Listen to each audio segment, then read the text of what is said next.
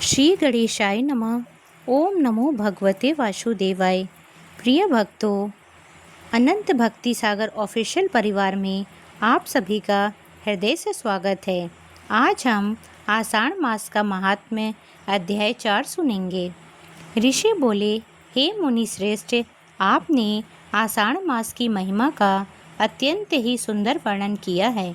अब कृपया करके बताइए कि जो मनुष्य श्रद्धा और भक्ति से इस मास में भगवान श्री हरि की आराधना करता है, उसे कौन कौन से दिव्य फल प्राप्त होते हैं। तब सूत जी मुस्कुराए और बोले, हे ऋषिगण, सुनो, मैं तुम्हें एक अत्यंत पवित्र और कल्याणकारी प्रसंग सुनाता हूँ। इस कथा का श्रवण करने मात्र से मनुष्य के अनेक जन्मों के पाप नष्ट हो जाते हैं और उसके जीवन में सुख, शांति तथा भगवान की कृपा का वास होने लगता है। प्राचीन समय की बात है। एक नगर में धर्मसेन नाम का एक धर्मात्मा राजा राज्य करता था। वह न्यायप्रिय, दयालु और भगवान विष्णु का अनन्य भक्त था। उसकी प्रजा भी उसके गुणों के कारण अत्यंत ही सुखी थी। राज्य में किसी प्रकार का अन्याय नहीं था। चारों ओर धर्म का पालन होता था। एक दिन राजसभा में एक तेजस्वी महात्मा पधारे। उनके मुख पर अद्भुत तेज था। राजा ने तुरंत सिंहासन से उठकर उनका स्वागत किया, चरण धोए, आसन दिया और विनम्र होकर पूछा, हे गुरुदेव, ऐसा कौन सा व्रत, कौन सा मास और कौन सा पुण्य कर्म है जिससे मेरा ही नहीं बल्कि मेरी पूरी प्रजा का भी कल्याण हो जाए। महात्मा बोले, राजन, यदि तुम अपनी प्रजा सहित आषाढ़ मास में भगवान श्री हरि का पूजन, दान, जप, कथा श्रवण और सेवा करोगे तो केवल इस जन्म का ही नहीं, अनेक जन्मों का कल्याण होगा। यह मास स्वयं भगवान विष्णु को अत्यंत ही प्रिय है। राजा ने हाथ जोड़कर कहा, गुरुदेव, कृपया करके इस मास का महत्व विस्तार से बताएं, ताकि मैं स्वयं भी उसका पालन करूं और अपनी प्रजा को भी प्रेरित कर सकूं। महात्मा बोले, राजन, जब आषाढ़ मास का शुभ आगमन होता है तब देवताओं के भी हृदय में प्रसन्नता छा जाती है। इस मास में किया गया एक छोटा सा सत्कर्म भी अनेक गुना फल देता है। जो व्यक्ति प्रभात काल उठकर स्नान करता है, भगवान विष्णु का ध्यान करता है, तुलसी को जल अर्पित करता है और श्रद्धा से ओम नमो भगवते वासुदेवाय मंत्र का जप करता है, उसके घर में सुख, समृद्धि और शांति का निवास होता है। महात्मा की वाणी सुनकर राजा धर्मसेन का हृदय भक्ति से भर गया। उसने उसी क्षण संकल्प लिया कि इस वर्ष पूरे राज्य में आषाढ़ मास का महोत्सव मनाया जाएगा और प्रत्येक घर में भगवान श्री हरि की कथा सुनाई जाएगी। सूत जी बोले, राजा धर्मसेन ने उसी समय अपने समस्त मंत्रियों को बुलाया और आदेश दिया, आज से पूरे राज्य में यह घोषणा कर दी जाए कि आषाढ़ मास के प्रत्येक दिन प्रातःकाल भगवान श्री हरि का पूजन, तुलसी की सेवा, दान, कथा श्रवण और हरि नाम संकीर्तन किया जाएगा। कोई भी व्यक्ति भूखा न रहे और प्रत्येक मंदिर में दीप प्रज्वलित किया जाए। राजा की आज्ञा पाकर मंत्री तुरंत नगर नगर और गांव-गांव में पहुंच गए। शंख और नगाड़ों की ध्वनि के साथ घोषणा होने लगी, हे नगरवासियों, आषाढ़ मास का शुभ समय आ गया है। यह भगवान विष्णु का अत्यंत ही प्रिय मास है। इस मास में जो भी श्रद्धा से भगवान का स्मरण करेगा, उसका जीवन धन्य हो जाएगा। कुछ ही दिनों में पूरे राज्य का वातावरण बदल गया। मंदिरों में भजन कीर्तन होने लगे। स्त्री, पुरुष, बालक और वृद्ध सभी भगवान विष्णु के नाम का जप करने लगे। घर घर दीपक जलने लगे और तुलसी माता की पूजा होने लगी। एक दिन राजा धर्मसेन साधारण वेश धारण करके अपने राज्य का भ्रमण करने निकले।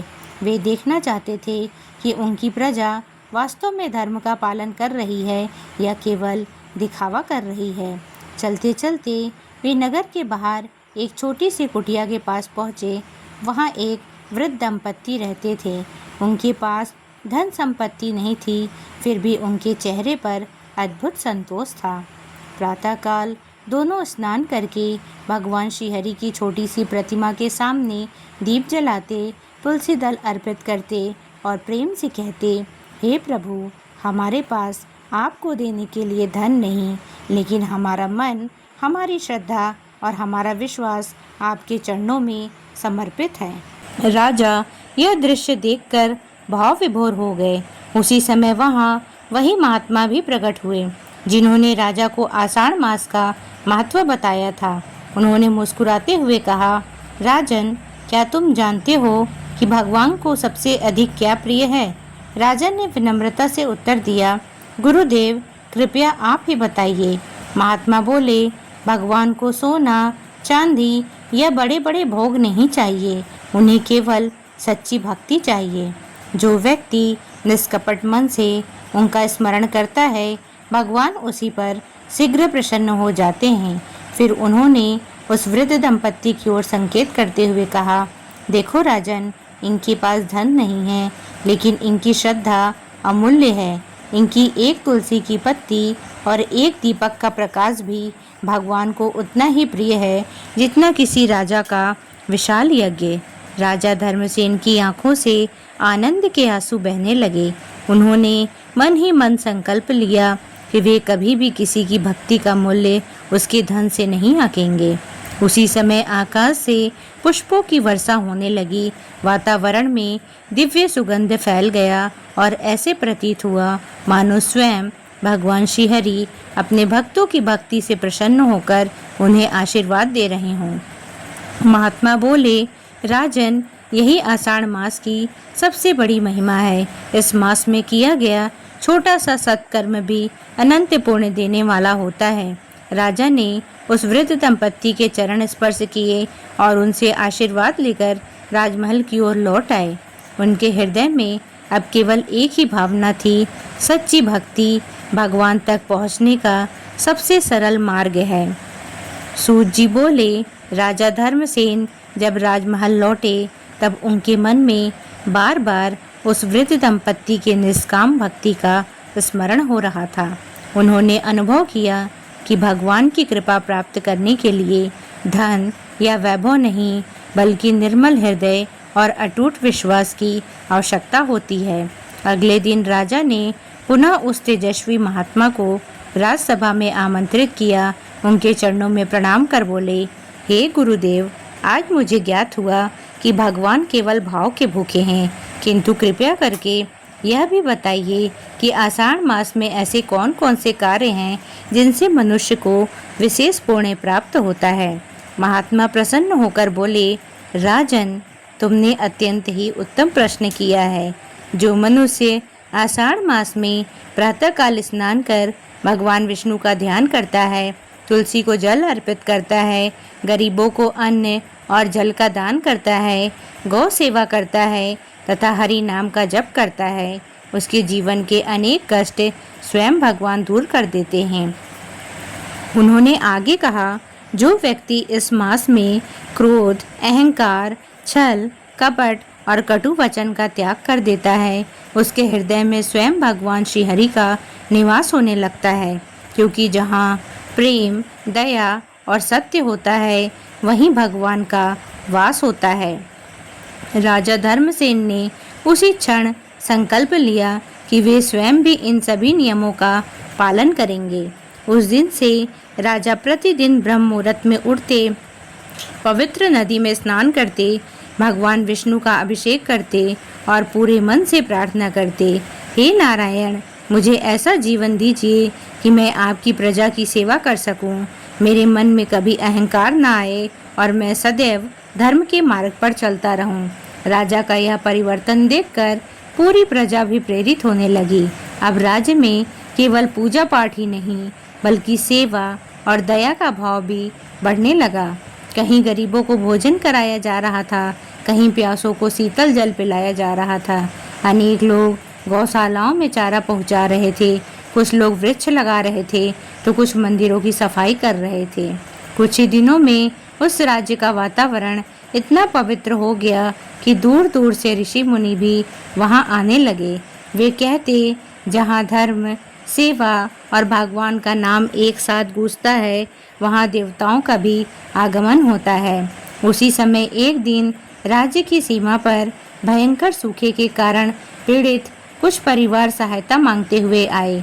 उनके पास न अन्न था, न जल और न ही रहने का कोई स्थान। राजा धर्मसेन ने बिना देर किए अपने भंडार खोल दिए। उन्होंने कहा, यह राज्य केवल मेरा नहीं, भगवान श्री हरि का है। यहाँ से कोई भी भूखा या निराश नहीं लौटेगा। यह सुनकर सभी लोगों की आंखें भर आईं। महात्मा मुस्कुराए और बोले, राजन, आज तुमने आषाढ़ मास का वास्तविक व्रत पूरा किया है। केवल उपवास करना ही धर्म नहीं, भूखे को भोजन देना, प्यासे को जल देना, दुखी को सहारा देना और निराश व्यक्ति के जीवन में आशा जगाना, यही भगवान विष्णु की सच्ची पूजा है। महात्मा के ये वचन सुनकर पूरी सभा नारायण नारायण के जय घोष से गूंज उठी। उसी समय आकाश से दिव्य पुष्पों की वर्षा होने लगी और एक मधुर आकाशवाणी हुई। जो मनुष्य आषाढ़ मास में श्रद्धा, सेवा, दान और भक्ति का पालन करता है, वह इस लोक में सुख और अंत समय में मेरे परम धाम को प्राप्त होता है। यह दिव्य वाणी सुनकर राजा, प्रजा और वहाँ उपस्थित सभी लोग भगवान श्री हरि के चरणों में नतमस्तक हो गए। सूत जी बोले, आकाशवाणी सुनकर राजा धर्मसेन और समस्त प्रजा आनंद से भर उठी। सभी ने भगवान श्री हरि का स्मरण किया और प्रणाम करके अपने अपने घर लौट आए। परंतु राजा के मन में एक ही विचार था, केवल आषाढ़ मास में ही नहीं बल्कि जीवन भर धर्म, सेवा और भक्ति का दीप जलाए रखना चाहिए। अगले दिन महात्मा ने राजा से कहा, राजन, मनुष्य का सबसे बड़ा शत्रु बाहर नहीं, उसके अपने मन के भीतर बैठा अहंकार, लोभ और क्रोध है। यदि उन्हें जीत लिया जाए तो भगवान की कृपा स्वयं प्राप्त हो जाती है। राजा ने विनम्रता से पूछा, गुरुदेव, इन दोषों से बचने का सबसे सरल उपाय क्या है? महात्मा बोले, प्रतिदिन भगवान का नाम लो, सत्संग करो, धर्म ग्रंथों का श्रवण करो और अपने सामर्थ्य के अनुसार किसी न किसी प्राणी की सेवा अवश्य करो। सेवा करने से मन पवित्र होता है और भक्ति करने से आत्मा निर्मल हो जाती है। राजा ने उसी दिन से यह नियम बना लिया कि राजमहल में प्रतिदिन संध्या समय भगवान विष्णु की कथा होगी। नगर के सभी लोग उसमें सम्मिलित होंगे और कथा के बाद निर्धनों को भोजन कराया जाएगा। धीरे धीरे यह परंपरा पूरे राज्य में फैल गई। प्रत्येक घर में दीपक जलने लगे, भगवान का नाम गूंजने लगा और लोगों के जीवन में प्रेम तथा भाईचारा बढ़ने लगा। कुछ समय बाद पड़ोसी राज्य का एक राजा धर्मसेन के राज्य में आया। उसने देखा कि यहाँ न कोई झगड़ा है, न चोरी, न ही छल कपट। लोग प्रसन्न हैं और एक दूसरे की सहायता करने में आनंद अनुभव करते हैं। उसने आश्चर्य से पूछा, राजन, आपके राज्य में इतना सुख और शांति कैसे है? राजा धर्मसेन मुस्कुराकर बोले, यह मेरी शक्ति नहीं बल्कि भगवान श्री हरि की कृपा है। हमने आषाढ़ मास में केवल पूजा ही नहीं की बल्कि दया, सेवा, दान और सदाचार को भी अपने जीवन का हिस्सा बना लिया। यह सुनकर वह राजा भी अत्यंत ही प्रभावित हुआ। उसने प्रणाम करके कहा, आज मुझे समझ में आ गया है कि सच्चा राज्य वही है जहाँ धर्म और भक्ति का शासन हो। महात्मा ने दोनों राजाओं को आशीर्वाद देते हुए कहा, याद रखो, धन और वैभव कुछ समय के लिए होते हैं, लेकिन धर्म और पुण्य मनुष्य के साथ जन्म जन्मांतर तक चलते हैं। इसलिए जो व्यक्ति आषाढ़ मास में श्रद्धा से भगवान विष्णु की पूजा करता है, सत्य का पालन करता है और दूसरों का हित करता है, उसके घर में कभी सुख समृद्धि की कमी नहीं होती। इतना कहते ही पूरे राजमहल में ओम नमो भगवते वासुदेवाय का मधुर कीर्तन होने लगा। सभी भक्त भगवान के चरणों में नतमस्तक होकर प्रार्थना करने लगे, हे प्रभु, हमें ऐसा जीवन दीजिए कि हम सदैव धर्म के मार्ग पर चलें, दूसरों का भला करें और आपके पवित्र नाम का स्मरण करते रहें। सूत जी बोले, हे ऋषिगण, जो मनुष्य श्रद्धा और भक्ति से आषाढ़ मास की इस दिव्य कथा का श्रवण या पाठ करता है, उसके पाप नष्ट होते हैं, परिवार में सुख शांति आती है और भगवान श्री हरि की कृपा उस पर सदैव बनी रहती है। सूत जी बोले, महात्मा के अमृतमय वचनों को सुनकर राजा धर्मसेन और समस्त प्रजा के हृदय में भगवान श्री हरि के प्रति भक्ति और भी दृढ़ हो गई। सभी ने निश्चय किया कि वे केवल आषाढ़ मास में ही नहीं बल्कि जीवन के प्रत्येक दिन धर्म, दया और सत्य का पालन करेंगे।